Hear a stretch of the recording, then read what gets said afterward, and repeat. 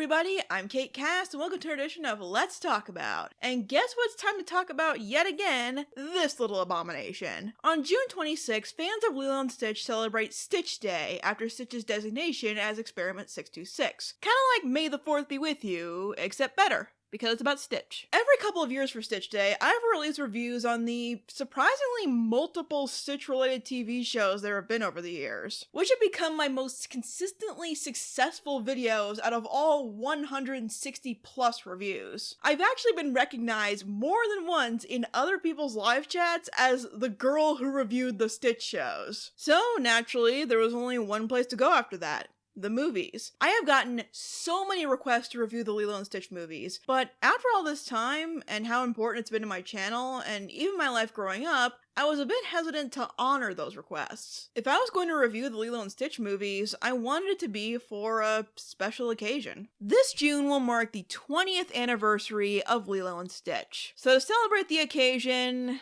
okay, you win. Initially, I had planned to talk about all of the movies for the 20th anniversary, but for various reasons, that didn't end up happening. But I still wanted to celebrate this anniversary somehow, and I figured a proper review of the movie that started it all would still be a fitting tribute. Besides, you can see the length of this video, there's still a lot here even if it's just one review. So to understand how Lilo and Stitch has stood the test of time, we first need to go back in time. 3, 2, 1, happy 2000! As the world was reigning in a new millennium, the reign of Disney's Renaissance era was coming to a close, meaning Disney did what they always do when one of their golden ages passes. They got experimental, which basically translated to throwing a bunch of projects out into the world and seeing what stuck. Gone were the days of culturally diverse princesses, Broadway caliber musical numbers, sweeping romances, and coming of age stories. Now we had Peruvian road trip comedies, Treasure Island in space, Whatever Home on the Range was, and aliens going to Hawaii. The only thing all these movies had in common were how unlike the rest of Disney's catalog they were. Lilo and Stitch is the most blatant personification of how different these movies were trying to be from the tropes at Disney that, while they have aged well, audiences at the time were getting tired of. Famously, Lilo and Stitch's entire promotional campaign was about how weird and unusual Stitch was as a protagonist, releasing several teaser trailers with Stitch crashing in on Disney's most successful movies at the time and making an absolute mess, to the annoyance of everyone around him. Except Jasmine. She was kind of into it.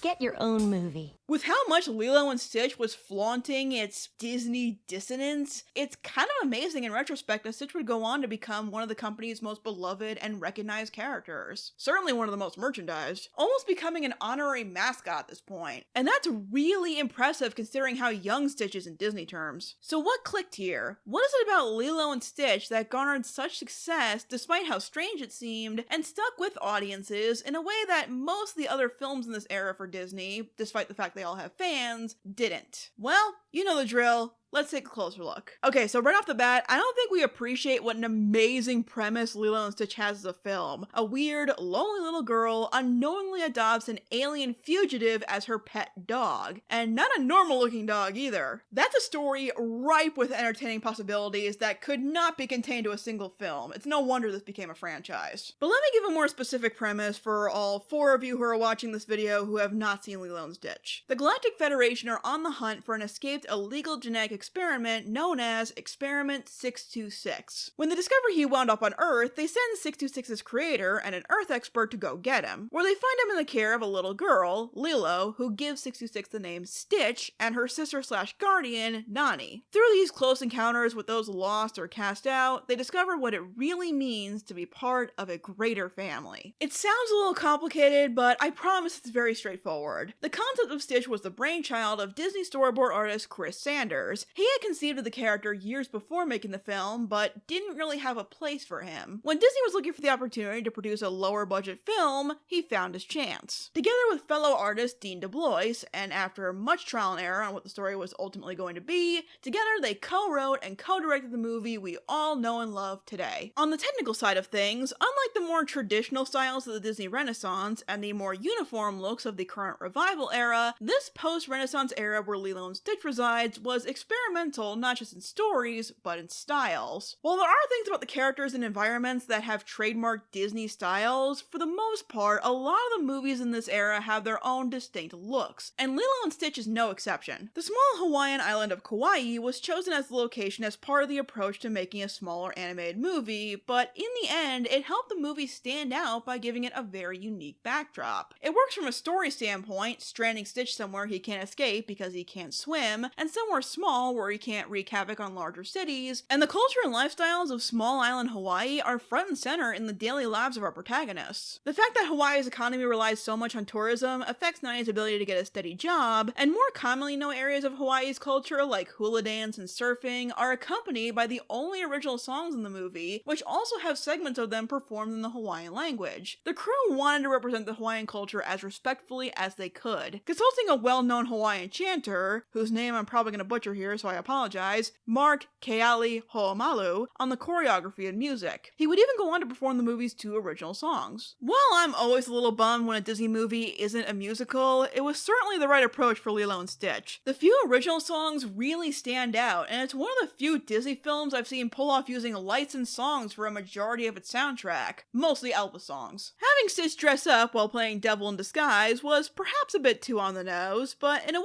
that I imagine was too irresistible. It's a great mix used so effectively that it helps the movie get away with having 3 montages. 3! 2 of them back to back. And they're delightful. Accompanying those songs is the film's score, composed by none other than Alan Silvestri. Yeah, Alan, composer of the Avengers theme, Robert Zemeckis' go-to man, Silvestri. And man, from the second that sweeping score plays during Stitch's spaceship chase, you can really tell. I could commentate on this, but let's be real, it's Alan Silvestri. We all know it's gold. I'm honestly shocked he agreed to do what must have seemed like a B-tier Disney movie. He didn't need to do this. Lilo and Stitch merges many different musical styles stupefyingly brilliantly. This could have sounded like a nightmare, but I think the bringing 2 worlds together aspect that drives the film helps all these different musical styles work well throughout the film. Speaking of vocals, the voice cast is a really strong group. While Disney around this time picked pretty great actors from celebrity talent to Broadway performers to voice their characters, Lilo and Stitch's cast is composed almost entirely of accomplished, proper voice actors. I know, such a novel concept for an animated film. I realize this might also be due to the low budget aspect of the film, but just let me celebrate where I can, okay? You've got the late great David Ogden Stiers as Jumba doing this ridiculous yet maniacal Russian accent. Kevin McDonald as Pleakley, flailing around and exaggerating everything he says, but still trying his best to sound professional. And Kevin Michael Richardson as the strict and assertive Captain Gantu. The closest thing this movie has to celebrity talent is Ving Rhames as the intimidating social worker Cobra Bubbles, which is one of those casting choices where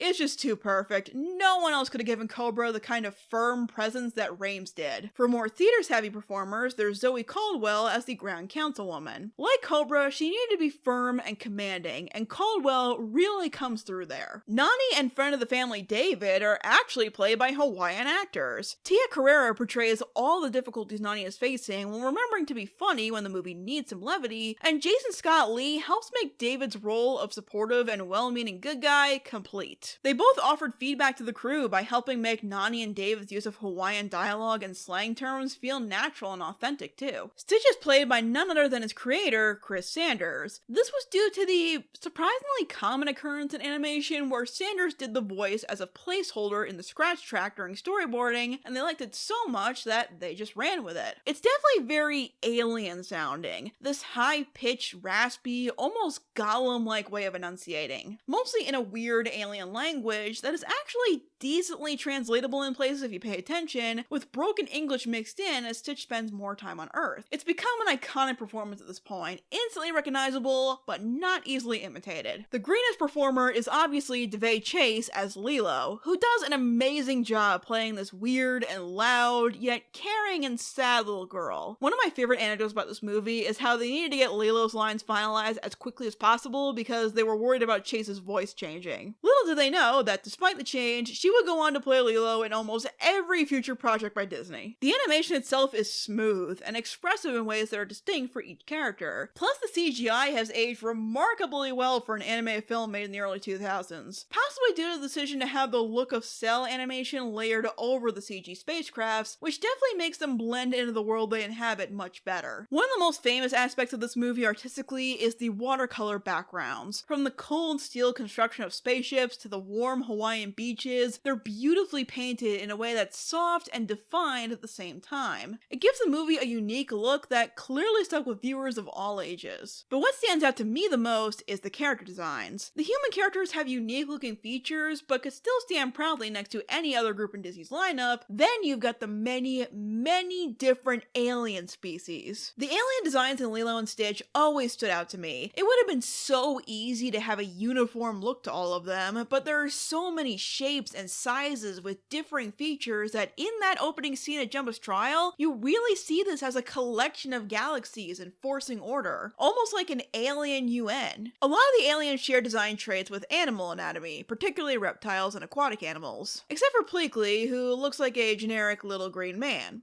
with 3 legs and 2 tongues. The crown jewel here, though, is of course Stitch himself. If you took a look at Stitch, you wouldn't think he was capable of destroying major cities. He's 2 feet tall, blue, cute, and fluffy. But the brilliant thing about Stitch is, as unopposing as he still looks weird. Stitch has features that look like animals you might be familiar with, but don't really go together on any one creature. Add his alien features, the extra arms, the spikes, the antenna, the fact that they're all retractable appendages, and he only looks weirder. I think the best thing that illustrates what makes Stitch's design so great is his eyes. They're big and take up a good amount of his head, which is a known technique for making something cute and kawaii, but they're big black alien eyes with no pupils, meaning they can't emote as easily. Now, as Jack Skellington taught us, a good animator can still make a character emote in spite of restrictions like that, but there's a lot more going on with Stitch's design than a quick glance might have you think. Clearly, a lot of thought went into how this poster child of an alien should look, and I think all that work is what makes Stitch stand out and how he became one of Disney's most merchandised characters. Stitch also comes equipped with a lot of quirky powers and abilities introduced throughout the film that are mostly for the purposes of one-off jokes. However, I appreciate that, as the franchise grew, they remembered all these skills Stitch had and brought them back in different ways. Trust me, as someone who follows a lot of fantasy and superhero media, that is not a regular occurrence. On top of all this fabulous work in the production, what really makes this movie stick with people, I feel, is how well represented the characters are. All of them are multifaceted and given large, well-realized personalities. The movie does an absolutely amazing job at telling their stories in a way that doesn't talk down to the audience, regardless of age. Plot points and character introductions feel very organic, and you get a really good sense of who everyone is just through their actions. Jumba and Stitch have a pretty good excuse for their introductions, given that the movie opens with the pair of them on trial for Jumba's experiments. So Stitch isn't so much a fugitive as he is stolen evidence. Same with the Grand Councilwoman and Gantu, who aren't in the movie as much, but you get a good idea of their personalities and how different they are by how they deal with 626. Gantu is on the more strict side, while the Grand Councilwoman is more firm but fair, authoritative but compassionate enough to give Stitch a chance to prove that he's good. It shows how reasonable she is, unlike most judges in these Frankenstein-like stories. It's too bad Stitch used a bad word and washed away any chance he had. Dirty word! He said a dirty word!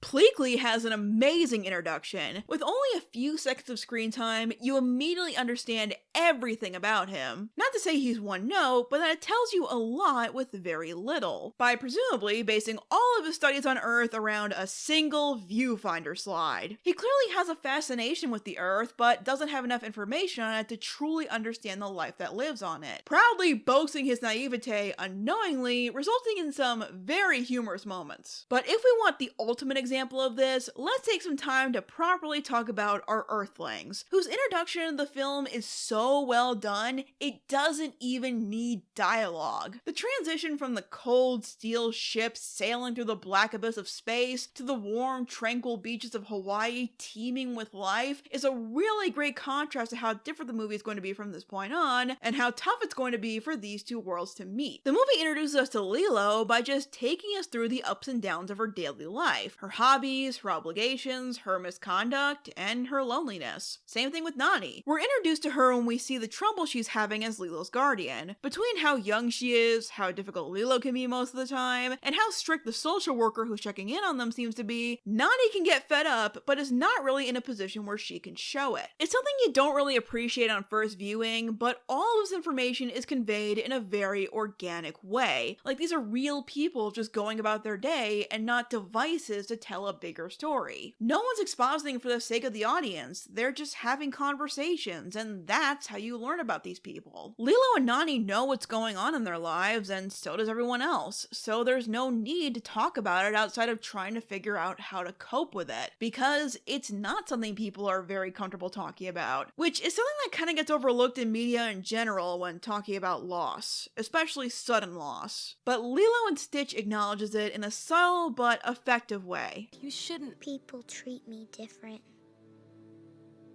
They just don't know what to say. Yeah, neither of them cope with the situation in the best way, but they're both pretty young, all things considered, and their relationship has changed drastically from big and little sister to child and guardian, which is a massive power shift on top of dealing with a tragedy that we're not really privy to until the end of the second act. But you can probably deduce it from what their lives are like right now. Lilo is a very weird, but very lonely little girl. She has weird interests, from voodoo to taking unflattering pictures of tourists to all manner of cryptology that isolates her from her peers who are into more conventional girly things. Nothing displays this better than when she introduces them to her handmade doll, Scrump, who despite her appearance would become a beloved and iconic part of this film. Take that, Myrtle. Watching this again, I have to wonder if Lilo made Scrump not just because she suits her taste better, but because her family doesn't have as much money as the other girls do to spend on things like nice toys. Lilo tries to reach out and make friends with these kids, but none of them want anything to do with her, which makes her lash out in uncalled for ways. You're crazy.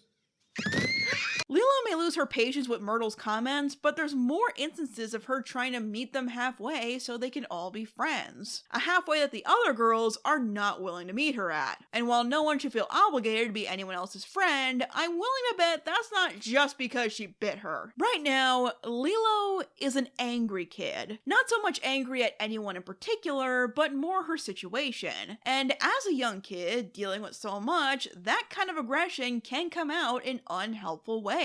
This is stuff that even adults can have trouble dealing with. As the movie goes on, we see that deep down, she's an understanding kid who isn't understood by most of the people around her. Meanwhile, Nani is just trying to keep things together, going from being Lilo's older sister to her main guardian and her prime provider overnight. She's doing everything she can to be a good caretaker, but it's understandable why she's so bad at it because she's got way too much on her plate. On top of all that, she's facing the pressure of the only family she has left, a little girl who already has trouble making connections, being taken away by child services. Lilo and Nani have an antagonistic relationship, but one that's believable. They don't argue or fight in a way that is mean-spirited, or worst case scenario, abusive. They're just acting like siblings. The difference being that their home life has changed, and quickly. That moment after their big fight they have after the interview with Cobra goes downhill, where they both simultaneously scream into a pillow, is a really funny example of this. Lilo and Nani are different and get on each other's nerves, but they're also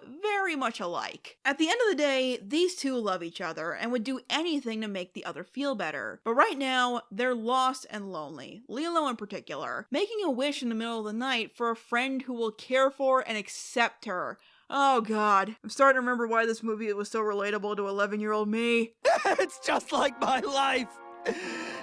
In a way. Keep it together, Kate. There's still a lot to go over. Which is why, in the middle of everything she's dealing with, trying to keep Lilo with her, Nani goes out of her way to get Lilo a dog, so she'll have someone she can depend on and be her unconditional friend. It's an incredibly sweet gesture from Nani. It's just a shame that what she got was... Alright, let's talk a bit about Stitch. Like I said before, Stitch probably gets the most straightforward introduction of the batch because of Jumbo's trial for his crimes of illegal genetic experimentation. I would never, ever make more than one.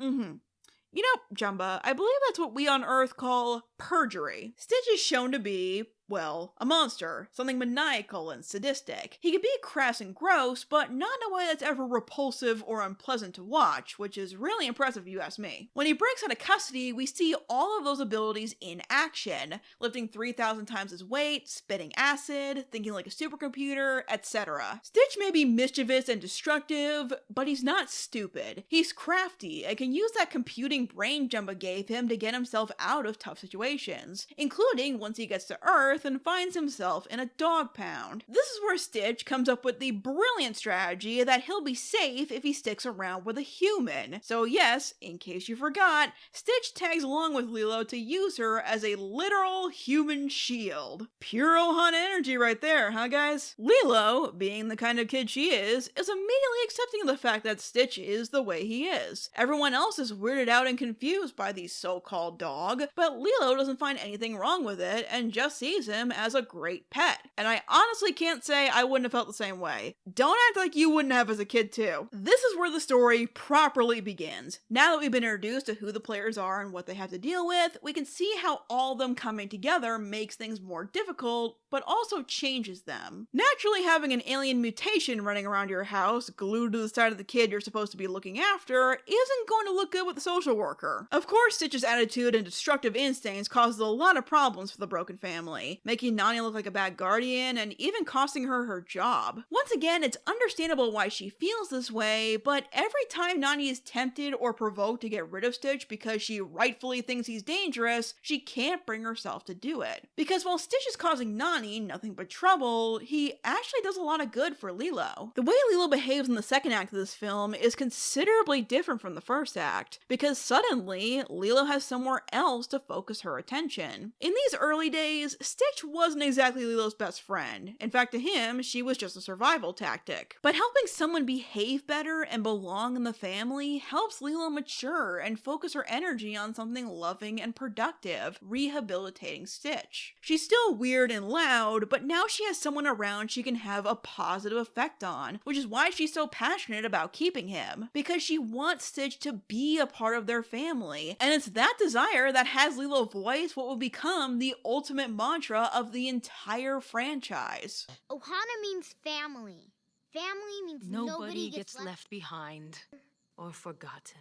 While Stitch remains a horrible little monster during most of his time with Lilo, despite her acceptance and generosity, her outreach and teaching does leave an impact. For one, he figures out that if he wants to keep his safe house, he's going to have to learn how to behave, but it's not just general stubbornness that keeps him from doing that. It's because he doesn't know any other way. Stitch wasn't born, he was made, designed and created to destroy everything he touches with nefarious glee. Jumping ahead a couple of movies, we find out that Stitch was confiscated by the authorities almost immediately after his creation. This is how Stitch was designed to think. He knows no other way of life. Then right after being given that life, he crashes into a situation where everything he knows is working against his ability to get by. Late into Stitch's first night in Lilo's house, Jumbo makes a very poignant observation from afar, that without having his destructive nature to fall back on, Stitch has nothing. What must it be like to have nothing? Not even memories to visit in the middle of the night. Stitch doesn't destroy things out of malice or revenge, but because it's what he's meant to do. So without that mission that is at the core of his programming, what is he? Can he be anything else? It's a surprisingly profound moment for a movie like this. Stitch's arc in the film becomes learning if there is more out there than what he was designed to do. So for a while, he gives it a try, becomes more open to fitting in and trying the things Lilo suggests to help him become good, mainly by imitating Elvis. Okay, one other quick thing about Lilo. Something I really love about Lilo is that she's one of those characters who isn't defined by one thing. She has a few interests and loves, which makes her more realistic. Lilo's a good example of how a great character shouldn't boil down to just one or two key features. None of these efforts work, of course, but I do think Stitch was really trying. When he acts out on the beach, lets Lilo down, and prevents Nani from getting another job, you can tell that it's the first time in the movie he feels bad about destroying something. It's where everyone's attempts to do their best in this family just fall apart. They haven't been able to fix or change anything no matter what they do. But David comes along and reminds them that even when things don't work out, they can still find happiness together. So they decide to enjoy each other's company for the rest of the day. And you know what that means. Montage time! The surfing montage is perhaps one of the most beloved sequences in the entire film, and for good reason, as it's incredibly well done. Lilo is genuinely happy, Stitch is amazed by surfing, yet lonely at being left out of what seems like a perfect family unit, once again trying to do whatever he can to be a part of it. Nani tries to enjoy herself, but clearly can't stop thinking about the fact that if she doesn't get a job, this will be the last day like this she and Lilo ever have. It does a lot with very little, accompanied by fantastic animation and the best original song to come from this movie. It's a sequence that displays that with a little work and bonding, this is a family dynamic that can work. But unfortunately, all those problems aren't going to be washed away just because of a fun montage. This isn't TV. All those hurdles still in front of them, all those obstacles blocking these characters from staying together are still out there. Most blatantly, Jumba and Pleakley are still hunting Stitch. Up to this point, the pair have mostly been chasing Stitch around and provoking him to act up, which was important for causing conflict in the story, but doesn't offer much for the in-depth character stuff. Most of Jumba and Pleakley's contributions to the film as a duo come from their fabulous antagonistic chemistry. A chemistry evident from the very first scene they share together. Their contrasting personalities are fun on their own, but together, just perfection. But let's talk a bit about Jumba. Through most of these observations, he's been befuddled more than once by 66's actions. There are times where he's amused by Lilo's futile attempts to reform Stitch, but as Stitch begins to change, Jumba can't wrap his head around how often his creation goes against his designated programming. The writers stated that they did not want Jumba to come off as a father figure to his creation. While he would inevitably fill that role as the franchise went on, I'd say they accomplished that in this movie. Jumba is proud of Stitch's creation, but only as his own achievement. He has no real emotional attachment to him. He's more than ready to destroy Stitch for his own freedom, because right now, to Jumba, he's not a person capable of growth. He's an object, a scientific curiosity, an experiment. Something that, even before it's said to his face by his creator, Stitch might begin to believe himself. To him, he's brought nothing but suffering since he arrived on this planet. Stitch bringing himself and the aliens after him into the lives of this family he's grown fond of finalizes the decision to tear them apart forever. Which David says in a surprisingly blunt way for David. I really believed they had a chance. Then you came along. Afterwards, Lilo and Nani have possibly their final night together, and Stitch makes some big decisions on where he should really belong. Nani's moments are perhaps the most straightforward of the group. She's just very sad and defeated at having failed to keep Lilo, and it seems like she's not telling Lilo what's about to happen because she just can't bring herself to. Maybe she just doesn't want to upset Lilo, maybe she's worried that saying it will make it feel more real, it's tough to say. But Nani does say goodbye to her sister in her own way. When the crew cast Tia Carrere as Nani, she really wanted to sing a song in the film. Yeah, I don't think she realized this wasn't a musical, but it led to her introducing the team to the Hawaiian song Aloha Oi, incorporating it into the film in a beautiful and melancholy moment where Nani can't bring herself to say goodbye, so she sings it. A tried and true rule when including music in your story, and once again tying the main characters in with their heritage to enhance the narrative. But what I really want to talk about for this portion is the goodbye between Lilo and Stitch, because it says a lot about both of them, especially Lilo. This is where it's made explicitly clear that Lilo and Nani's parents passed away, but like before, they don't indulge in it. It's just enough to get the point across, and I think the fact that it's not dwelled on makes it even stronger. And as several fans have pointed out, the fact that Lilo's parents died in a car crash on a rainy night puts her dedication to Pudge the fish in a whole new light. It was rainy, and they went for a drive. Why is this so important? Pudge controls the weather. There's no heartfelt confession. Lilo just explains enough for Stitch to understand, so he'll hopefully be more comfortable opening up himself. This is something that I think is very underappreciated about Lilo, but is one of the most significant and persistent parts of her character. More than the fact that she's weird, more than the fact that she's loud and kind of obnoxious, Lilo is very understanding, especially to those who don't feel understood. Lilo's been so patient with Stitch all this time because she knows how being lonely and different can make you act sometimes. Being misunderstood and isolated without the coping mechanisms to understand what you're feeling causes people to lash out. I know that's why you wreck things and push me. This sympathetic side to Lilo didn't start here either. After she and Nani have that fight at the beginning of the film, she does understand why Nani yelled at her, and they make up. She assures Nani more than once that she'll get a job, and reinforces how important family is, even if there are times where outside difficulties can cause strain and stress. Lilo is dealing with everything Nani is dealing with too, and Lilo is like 6 years old. So the way Lilo acts in the first third of the movie is not an unusual response. That changes when Stitch comes into her life. They're trying to teach and understand Stitch, someone else who acts out of confusion and loneliness. Lilo is able to put aside her darker impulses and focus on caring for someone else. Something she's always been capable of, but has been drowned out by everything she's going through. To the point that she's willing to let Stitch, the only friend she's ever had, leave, if that will make him happier. Despite every opportunity it had to be so, the moment where Stitch leaves is not cliche. No one yells at him for destroying their family or even directly blames him. Lilo gives him the choice and tries her best to understand whatever he chooses. While Stitch does choose to leave and hopefully find his real family, since he clearly doesn't belong in this one, I think that conversation they had beforehand really affects his eventual reformation. Taking one last look at his only friend before he presumably leaves forever. Given all this, it's no surprise that the very first word Stitch speaks in English is lost.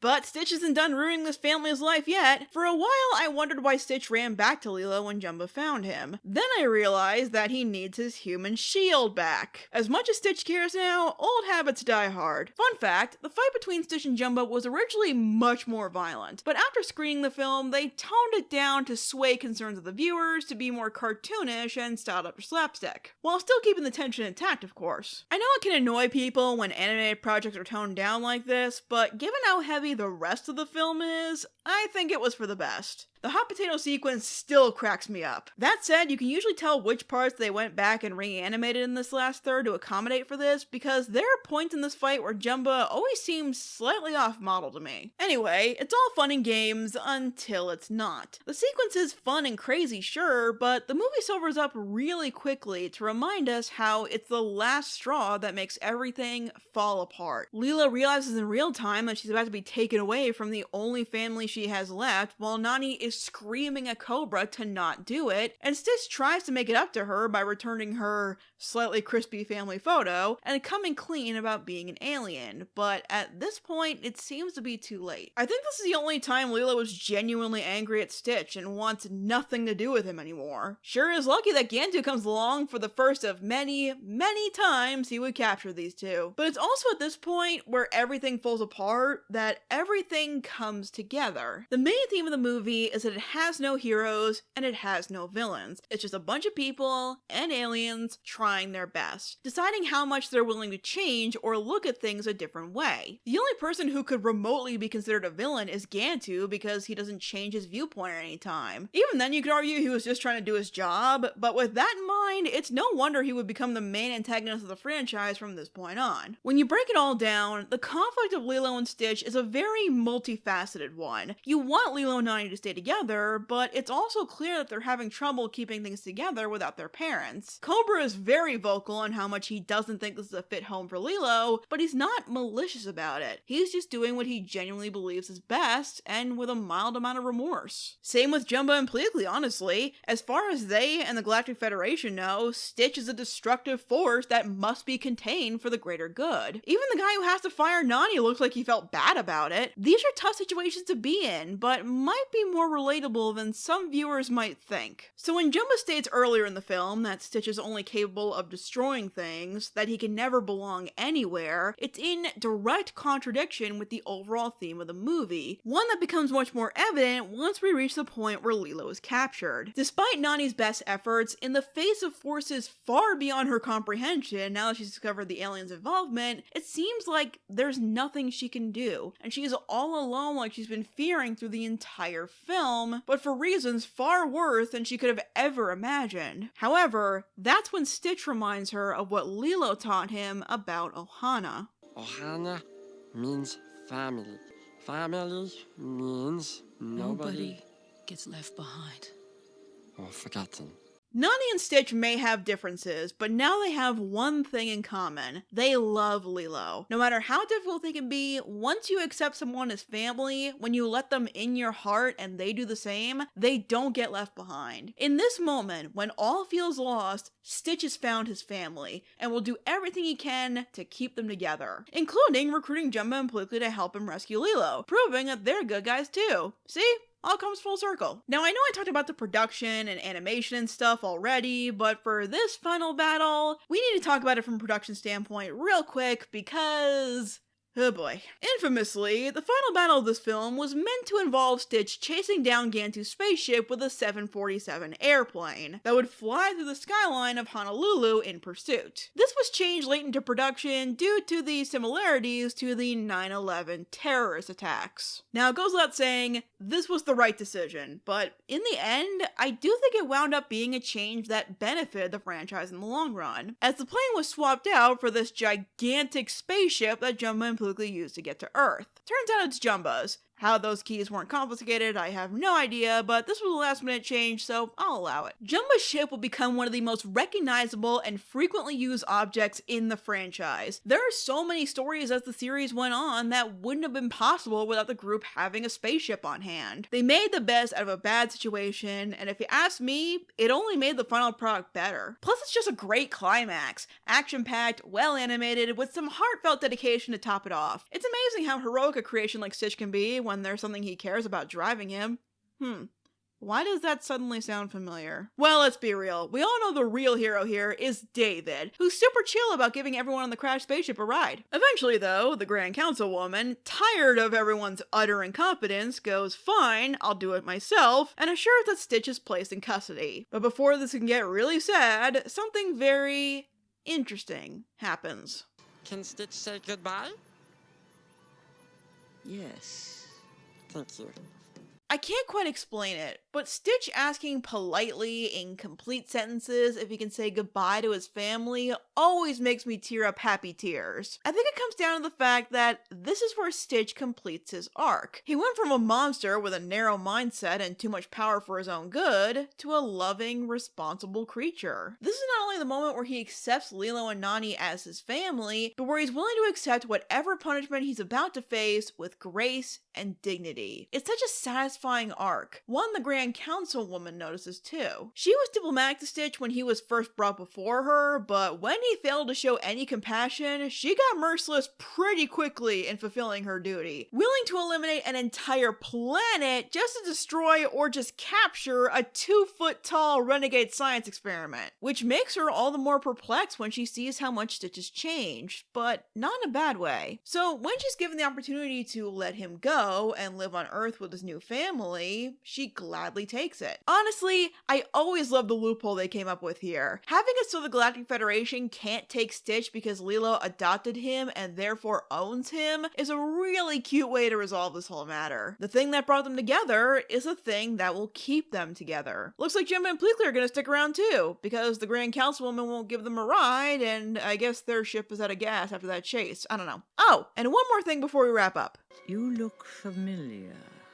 CIA, Roswell, 1973. Wow, what a twist on expectations! Except not for me, because I saw Stitch the movie first, which is arguably the story where Cobra's CIA status is the most important to the plot. Still, it's a pretty fun last-minute twist and explains why Cobra is so chill about the aliens. In fact, Lilo and Nani's new joint guardianship of Stitch is probably the main reason why they're able to stay together now. After everything these characters have been through, the movie ends with them slowly but surely mending their lives, with a fun and sweet montage showing their lives together as a family. It's so wonderful to finally see. Everyone is happy, this family is strange but healed and thriving, and with it, this very unconventional story is wrapped up very nicely. Overall, Lilo and Stitch is... oh man, it's so good. It's weird. For a movie that involves aliens, it feels very down to earth. What's frustrating about that though, is that it's almost not down to earth enough for some viewers. If there's one thing I hear about this movie over and over and over, is that many feel the movie should have just been about Lilo and Nani, and that the alien stuff distracts from their story, or at the very least, isn't as good. While I don't think people who have this critique mean anything malicious by it, it aggravates me to no end when I hear it. Lilo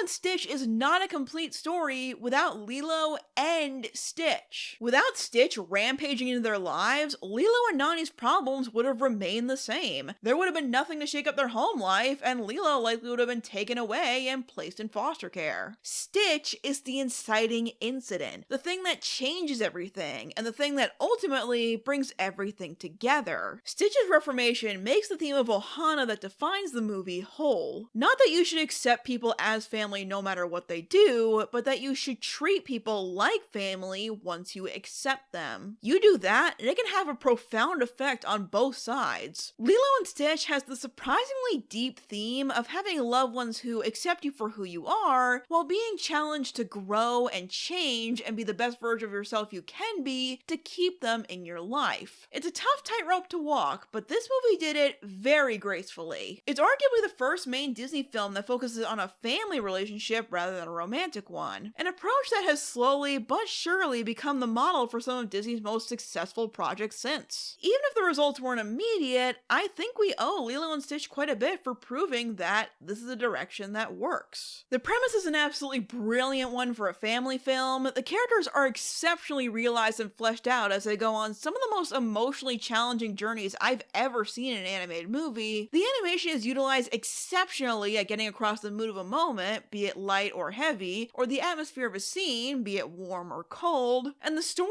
and themes are so powerful and heartfelt that it's possibly the genesis of where I discovered some of my all-time favorite tropes. The renegade character going on a journey of redemption, the unconventional found family. Heck, this is technically the first sci-fi story I formed a connection to. A connection that ran very deep. I didn't realize it too much at the time, but I related to a lot of the situations in this movie, specifically around Lilo. When I was a kid, I too had unusual interests that weren't like other kids. I was shunned by my peers even when I tried to enthusiastically fit in with them, and I had difficulties expressing my feelings in a productive way. Mind you, my way was less punching my fellow students and more occasionally crying on the bus, where the bus driver would tell me to, quote, grow up. And around the time I was discovering Lilo and Stitch, I was also dealing with complicated issues at home like Lilo. Nothing as serious as her situation, thankfully, but still the kind of stuff where I knew things were getting more complicated, even though I was too young to understand why or how difficult things really were. But when those circumstances concern you, you still have to deal with them regardless of how little you understand them. Your world is so small as a kid that when something big shakes it up, you feel it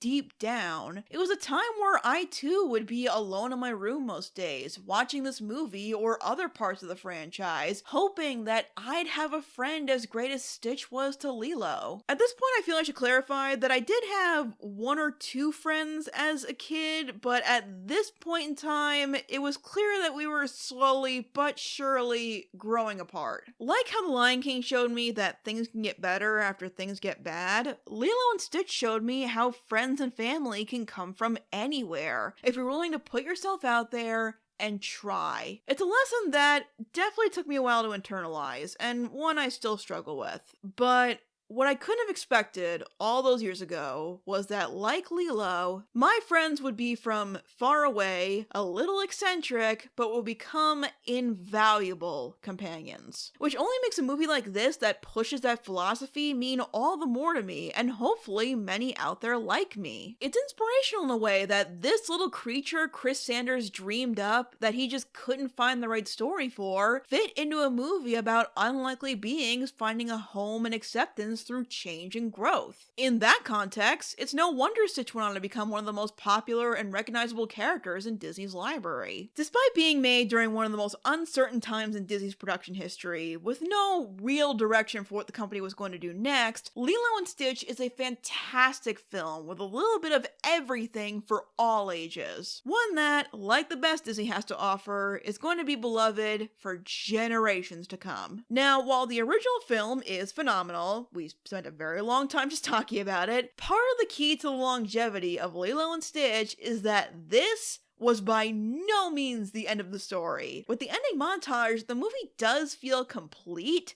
but it also feels like just the beginning. It assures you that this family is happy and healed, and I would have been perfectly content leaving it at that.